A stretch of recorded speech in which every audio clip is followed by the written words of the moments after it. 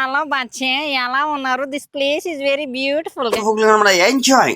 అమ్మాయి బాగుంది కదా అలా అనుకునే అందరూ ఫాలో కొట్టుంటారు. ఈ సో కాల్డ్ ఇన్ఫ్లుయెన్సర్ అక్క ఐఎస్ఐ ఏజెంట్ గా ఏమేం చేసిందో తెలియాలంటే ఈ వీడియో చివరి దాకా చూసి ఫాలో కొట్టు. హిందుస్థానీ పాకిస్తానీ బ్యాన్ బ్యాన్ పాకిస్తాన్ వాళ్ళతో చాటింగ్లు, 2023 ఒక ఇఫ్తార్ పార్టీ ఢిల్లీలో ఐఎస్ఐ వాళ్ళతో మీటింగ్లు, ఇలా అక్క ఒకటి కాదు చాలానే చేసింది.